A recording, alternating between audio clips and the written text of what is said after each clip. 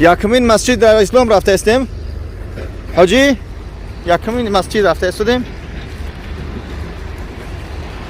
نه بار دیگه امروز برای دوستایی که ندیده بودن درستر برای همه اومدم که رفهمون معلومات یکمین مسجد در اسلام.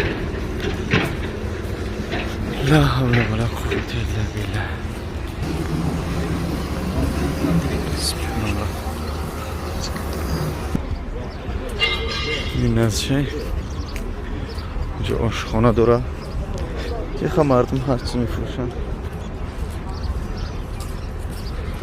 لا حول ولا قوة.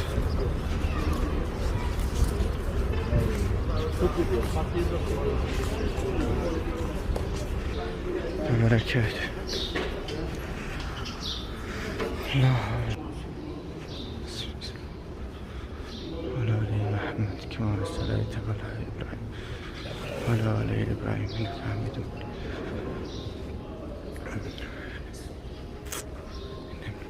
جایی که حضرت محمد صلی الله علیه و سلم اینجا نماز میخوان.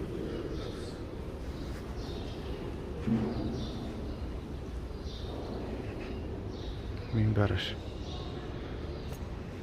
دوستان عزیز تا حد امکان امروز حرکت کرده هستیم.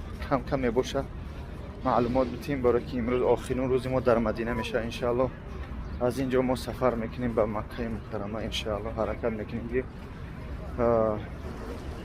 ذره باشه پارچه باشه برای شما دوستان عزیز کمی هم باشه برسونم انشاءالله.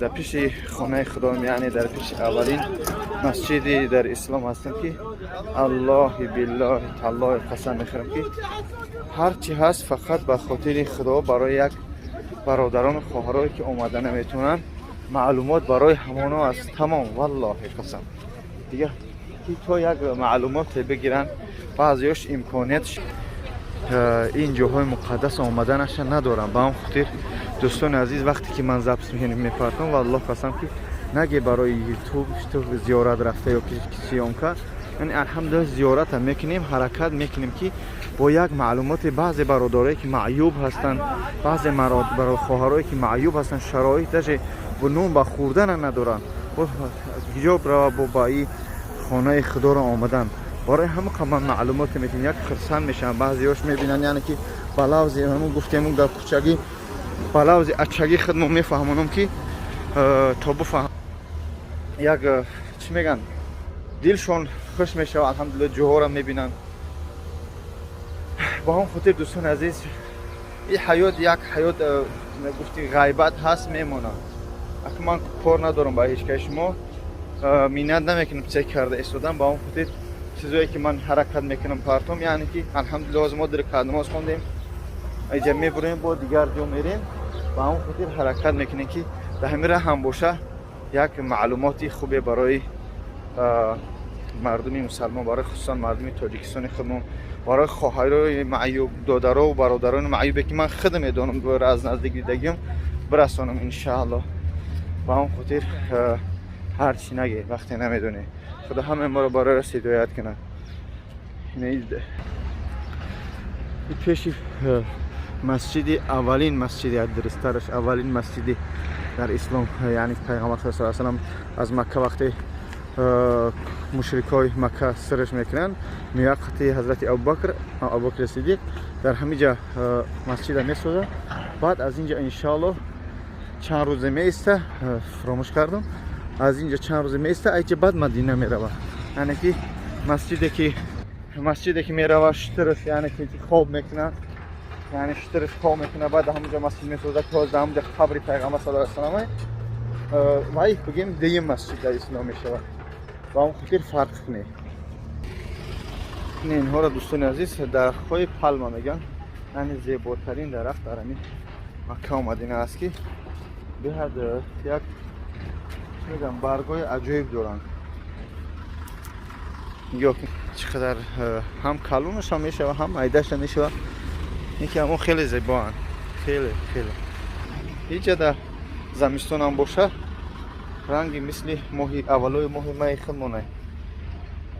نگاه کنید چقدر چود تسلاخ شده خیلی رنگ تسلاخ بیدار اما رنگ کپوس پیچ پیچیدگی دگیرده.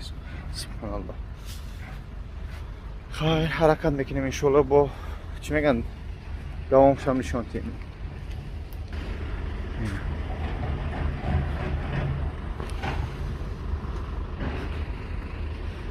چه نشون تیم باز های راه بلد منه یا بچه داغستانی نمیخیر. Брат, один вопрос. Сколько ты не провел Мухаммад саллаллаху здесь остался мочить создал? Не, он начал, короче, сразу там временный сделали. Временный мечеть, да? Да. 4 дня он здесь остался. 4 дня здесь под... Недели, которые другой риваят есть, Да. но самый минимальный, короче, это 4 дня. 4 дня отсюда потом Медина, да? Вот прямо Медина. Да, это потом там будет второй мечеть, правильно? Да.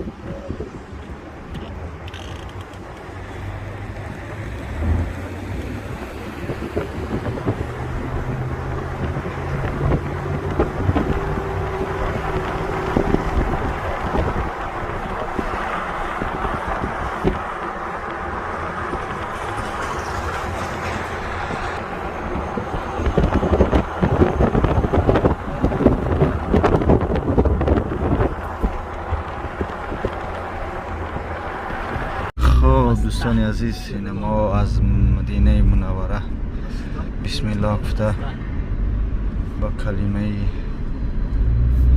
الله برآمده میده انشاءالله میریم به سوی مکه کفترو مسجد حضرت بلال مسجد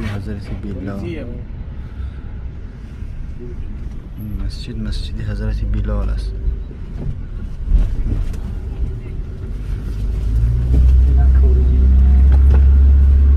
بسم الله الرحمن الرحیم. لبیک اللهم لبیک لبیک اللهم لبیک لبیک لا شریک لك لبیک ان الله لبیک لبیک اوکی لبیک لبیک لا لبیک لا شریک لك لبیک ان الحمد والنعمة لبیک اللهم لبیک لبیک لا شریک لك لبیک لا شریک ان الحمد والنعمة لك والملك